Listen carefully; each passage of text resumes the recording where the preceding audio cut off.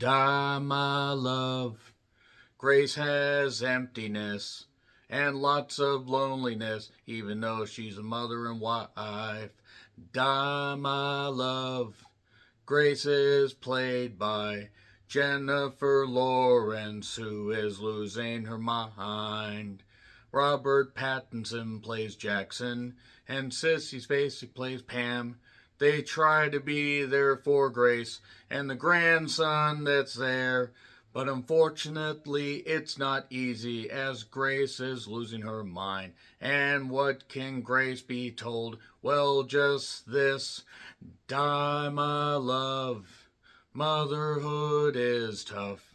Grace isn't handling it, and Jackson isn't great. Die, my love. Jennifer Lawrence deserves better scripts than this. Oh, oh, oh, oh my. Die, my love, die. Die, My Love was written and directed by Lynn Ramsey, who did Ratcatcher, as well as We Need to Talk About Kevin and You Were Never Really Here. A couple movies that I actually need to revisit. Not Ratcatcher, I haven't seen that one. But I do remember thinking that Lynn Ramsey certainly has a unique way of telling stories, so I was interested to see how Die, My Love would go. But it was also written by Enda Walsh, not Edna. Edna, come look! And Alice Birch, and is based on a book. Obviously, everything is based on a fucking book these days. I think even the adaptations are based on some kind of other adaptation, and we're just going to have an adaptationception and everything. It's just going to be all human centipede together. So anyway, Jennifer Lawrence plays Grace, who moves into Jackson's uncle's house, his Uncle Frank, who passed away. We find out how a little bit later. And this is from Mubi, or Mubi, I think is how it's said, M-U-B-I, the one that did The Substance. And they also did Mastermind, or The Mastermind. Not the movie Masterminds that had Patrick Stewart, but they've been cranking out a lot of movies. I mean, fuck, they did Lurker. Lurker was really goddamn good.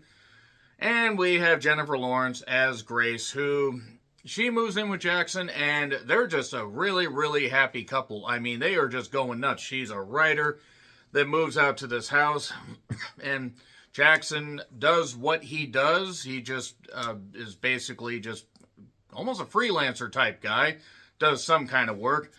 And within the first few minutes, we see a whole bunch of nudity and stuff like that, and I'm never going to complain about that in a Jennifer Lawrence movie, as Jennifer Lawrence has been ever so, well, evergreen, as you will see, in movies like this, and also just varying out her roles ever since really breaking onto the big stage with the Hunger Games movies. So, Jennifer Lawrence playing a woman who becomes a mother who is just rapidly eroding, because one thing about this movie, they had hammers into your goddamn head like a bunch of nails, or like you were being nailed to the fucking cross, is the first year of motherhood is the hardest, because women go through so many changes, so many physical, mental changes. The body chemistry gets all thrown off. They don't feel like themselves. They need everybody there for them. But sometimes some women just don't handle it all that well.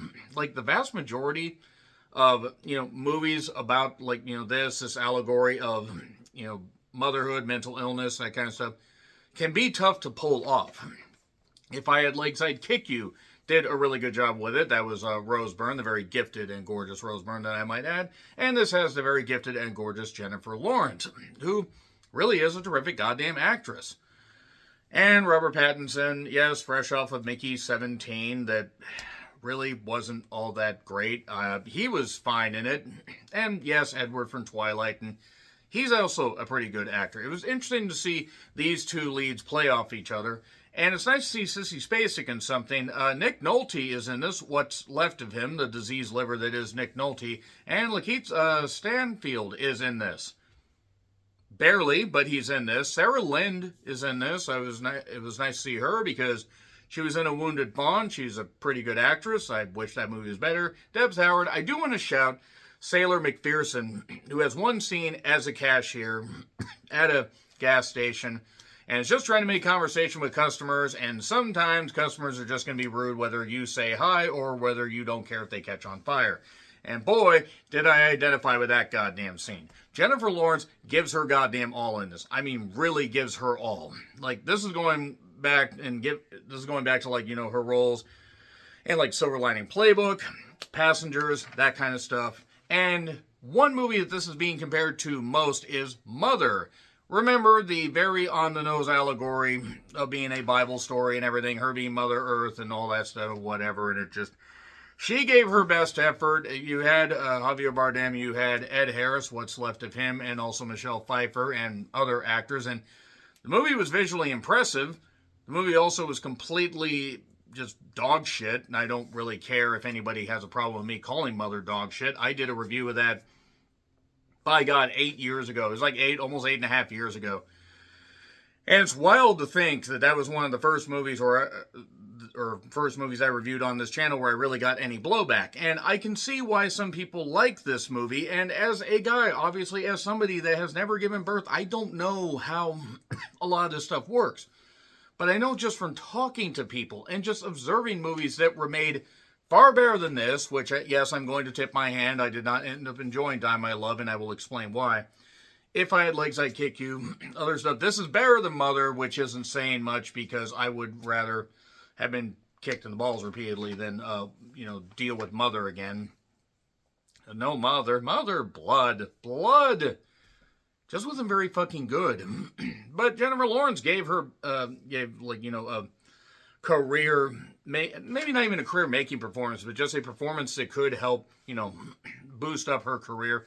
Because even as polarizing as that movie was, she was fucking terrific. I will say that. And while this movie falters, it especially falters after, I say, the first 40 minutes, she's really good. She is fucking phenomenal. I'm not saying it's Oscar-worthy, but she definitely deserves the praise that she's been getting. There are people that have called this thing shallow and, surface level at best and really doesn't have a lot to say, and I have to agree. After the first act, this movie starts spinning its wheels, gets stuck in the mud, and then starts to just sink down like it's the fucking horse, a never-ending story, and never digs itself out of it. There's stuff about, like, how the husband isn't, needs to be there for his wife and stuff like that, and there's always, like, a distant thing, and yes, there are things that I probably fucking missed with this movie, but really what it boils down to is Grace losing her mind, eroding, slowly at first, and then very, very rapidly, and just, undiagnosed problems that she had, undiagnosed illnesses, undiagnosed conditions, or a particular condition, just nothing was going to fix her. You want to talk about I could fix her? I don't know if anybody could have fixed Jennifer Lawrence in this. I could have fixed her, but I digress. Sissy Spacek, she does what she can. Nick Nolte really isn't in this movie all that much. Robert does what he can, but this is a Jennifer Lawrence show, for better or worse. If you are not a fan of Jennifer Lawrence, I cannot see you enjoying this. I did enjoy her, lashing out in some scenes I'll talk about in the spoilers section. And I can't lie, I did enjoy the nudity. I mean, how could you not? She's a beautiful goddamn woman. And she filmed this while 4 months pregnant, apparently. So, credit to her. That was probably something that added more to this role. And if you ever wanted to see her crawl around on the floor and everything and act all whatever, this is the film for you, you weirdos. There are some needle drops in this. One that's in the trailer, In Spite of Ourselves by John Prine and Iris Dement. She's my baby, I'm his honey, I'll never let him go. There's also Mickey by Tony Basil. There is Kooks by David Bowie. That's not necessarily spoilers. If you pay attention to the lyrics of that, especially In Spite of Ourselves, that's actually a pretty good theme of this particular movie. These two crazy kids getting along, staying together and stuff like that. I do want to warn, there is a little bit of implied animal violence. Fortunately, the way it's shot, you don't actually see anything happen. But that's a fair warning to you.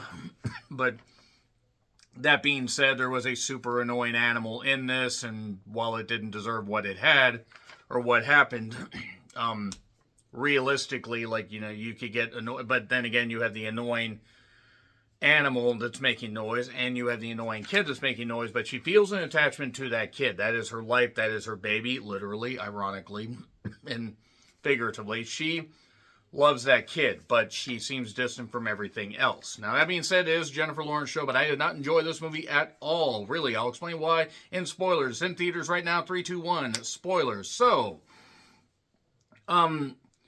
one of the lines near the end of the movie actually kind of defines this thing. Maybe live long and die out. And this movie died out. This movie died out really quickly. We open with them at the house and a nice shot of the peaceful house and everything. And then suddenly we jar to like a forest fire with a bunch of like, loud thumping music. It just hits us over the head. And they're partying, having a lot of the sex, as the kids say. I don't think the kids ever say that. Again, nudity never hurts. And we then see stuff going on, and then we see that she ended up having a kid, along with him. And then we get a flashback, find out a little bit more about the house, about how they got the house. Harry, who's played by what's left of Nick Nolte, talks about how that, he's kind of senile and everything. He is married to Sissy Spacek. Hopefully in the movie, the poor woman, if she was. And talks about Uncle Frank, and he's panicking, like, what are you doing in my uncle's or in my brother's house? This kind of stuff. But he's rotting away. And then after the kid's born, or sometime after the kid's here, Harry died. So obviously I think this was pretty much like his last little bit before he passed away from dementia, whatever the hell it was. And Pam's not doing all that well because they live somewhere in Montana. Somewhere where you could walk, because I guess evidently they don't worry about anything up there, because I think they have more cattle than they have people in some cities in Montana, or little towns or hamlets and everything.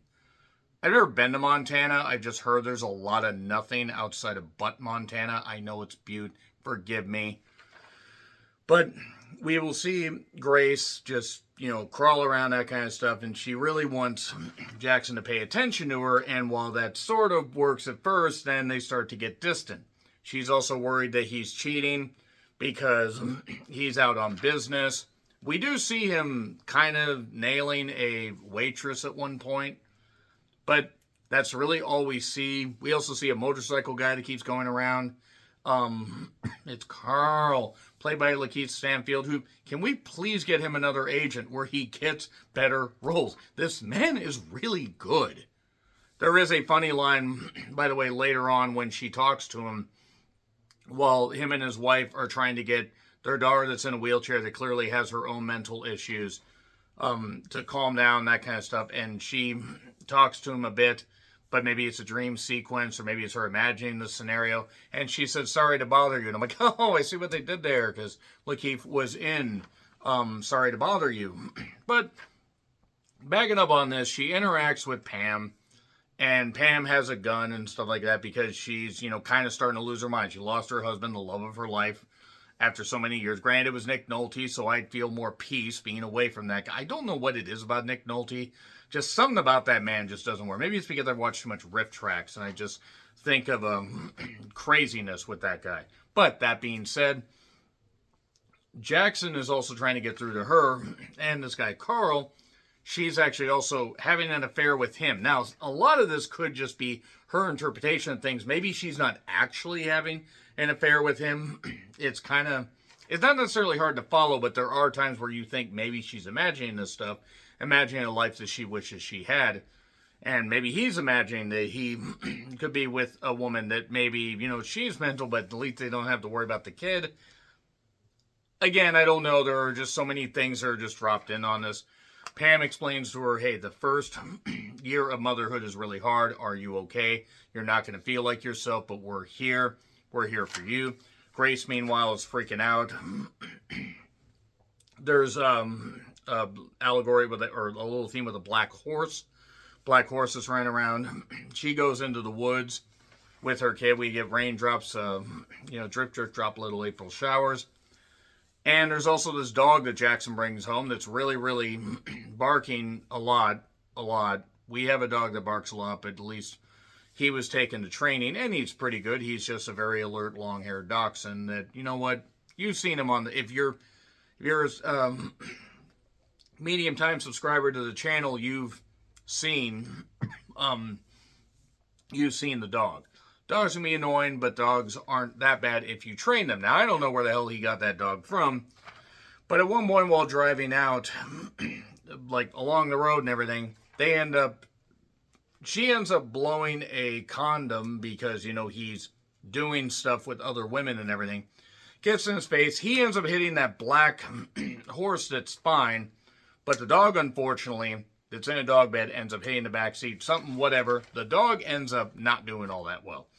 The dog seemingly is okay, but it's laying around a lot, and then it's crying like crazy. Because it's hurt, and it's probably unable to walk. And Jackson doesn't want to take any responsibility for this stuff, so in a scene that I guess is intended to be funny, she, being Grace, walks to Sissy Spacek's house, takes the gun that she pointed at earlier, in the movie, takes it out of her hands. It's a double-barrel shotgun. She says, Jackson, your dog's suffering. You gotta shoot him. No, I'll take him to the vet tomorrow. The vet's just going to want to put him down. Well, I'm not going to shoot my dog. So she takes the dog out peacefully. She's not dragging it or being rude. She takes it and shoots it. Now, the dog had been annoying up to that point, but the dog didn't deserve that. At least she humanely put it away, I assume. He ends up burying it. He's not very happy because he wanted something that, could love him like his wife used to love him, because his wife now is all focused on doting on the kid, but he's also not being a very good husband. Not that Grace necessarily is a super likable person either, because she's clearly just ready to crack. And once again, Jennifer Lawrence, terrific goddamn, performance here. It's just in such an empty vacuum at the end of the day. There was one point where, there's a bathroom scene where she just snaps and is breaking. She throws stuff off the goddamn shelf. She's breaking stuff. She rips the sink. She's doing all this crazy stuff. And she's just been freaking out and just finally snapped and everything. And she ends up basically ripping the sink. So that kind of stuff, it's all bad. And Jackson really has to shit badly. But, she lets him in and her fingers are like bloody from like scratching up the walls. And then they decide to get married sometime after this. And then she's freaking out at the reception, trying to get a busboy or whatever to deliver her some ice and possibly a champagne, uncorked champagne bottle right up the anyway. But he doesn't, and then she ends up freaking out because he's still partying, and the implication is maybe the wedding didn't fix anything, or maybe she just left before he got up there. She ends up somehow getting, I don't know how the fuck this happened, but we got some guy playing the guitar and everything, after she said in that earlier car ride with the blown condom and the dog and the horse and everything, that she hates guitar music, even though I think the implication was that she liked guitar music. She's listening to a guy play guitar, imagining probably, hits her head into the goddamn, hotel room mirror, walks out, and basically takes the kid and is just wandering around. And then basically he gets her and he ends up taking her to an institution to get checked on. Now, we only know this because she ends up basically talking to a doctor about stuff that happened when she was young, which really none of that ends up mattering at the end of the day. This movie, again, is really spinning its wheels and stuff like that. It plays Joy Division at the end, which doesn't really help. But we end up having like a brief time where she's in the institution, and then she gets out, or maybe she doesn't, maybe she's imagining this. Things are good, he's fixed up the house, all this. But then she's back in the institution talking to Uncle Harry, and things aren't, basically, he's not really there, but he's like, you can do whatever you want, or you can do nothing. She even said at this birthday party that they went to, a little bit earlier, that she there are times she wants to do something, and there are times she doesn't want to do anything at all. And that's the thing. That's the body chemistry, it's the brain chemistry, it's all that stuff being thrown off. even the ones that even women that seem the most mentally, sound, and nobody's really mentally sound. Everybody has bad days. I'm not trying to say that. I'm not trying to make it a man-woman thing. But what women go through and fucking up their body chemistry and their brain chemistry and all that stuff, any emotional issues, mental illness that they might have had, that might have been buried, that might have just been surface level, could be amplified by all that. And that's probably what happened with Grace here, because Grace was a bit of an it would be very hard to get anything done if you had a woman like Jennifer Lawrence throwing herself all over you, let's be perfectly honest. But after the institution thing, he's fixed up the house. Things are good. Things seem all right. But he's still not, he's not fully convinced. She's still not fully back, but she seems healthier and things are good. Sarah Lynn shows up and once again after the party and after Grace is out, oh, you seem healthier and don't worry, everything's fine. And then you can see the wheels turning and falling off, that Grace is not doing that well, that she appreciates what Jackson did, but starts to freak out and she runs out. And Pam basically tells her, let her go. Or it tells him, give her some space. So Jackson's out there looking for her, gets the whole thing. In spite of ourselves, we hear that, they're singing. He says, we'll try harder. We will try harder. I'll try harder. Again, that was something that worked a lot better, and if I had legs, I'd kick you, which had a lot deeper meaning to it than this movie. Because really, outside of Jennifer Lawrence, it's nothing. And then she's in the house. She's, seemingly doing some good stuff, setting up things. But she's eroding more. We finally get the forest fire thing.